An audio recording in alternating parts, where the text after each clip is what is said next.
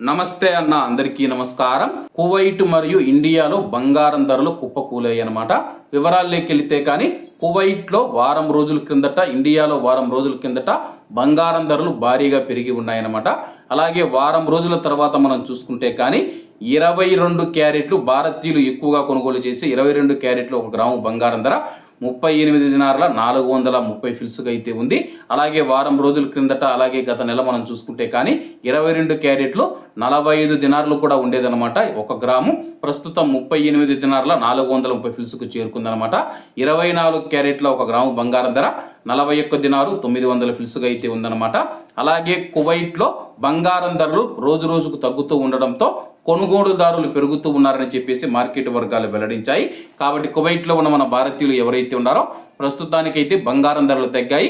మళ్ళా యుద్ధం తీవ్ర రూపం దాల్చితే కానీ మళ్ళా బంగారం ధరలు పెరిగే అవకాశం ఉంది. ఇప్పటి వరకు వ్యాపార నిపుణులు మరియు అలాగే మార్కెట్ వర్గాలు తెలిపిన వివరాల ప్రకారం బంగారం ధరలు మళ్ళీ కొద్దిగా తగ్గే అవకాశం ఉందని చెప్పేసి తెలుపుతూ ఉన్నారన్నమాట.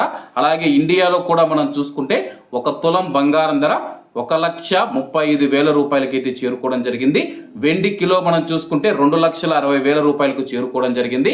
అలాగే నిన్నటితో పోల్చుకుంటే ఈరోజు బంగారం ధరలు భారీగా తగ్గాయని చెప్పేసి మార్కెట్ వర్గాలు అయితే తెలుపుతూ ఉన్నాయి. ఒకవేళ కువైట్లో ఉన్న మన భారతీయులు మీరు బంగారం కొనుగోలు చేసి ఉంటే బంగారం ధర ఎంత ఉందని చెప్పేసి కామెంట్ రూపంలో తెలియజేయండి.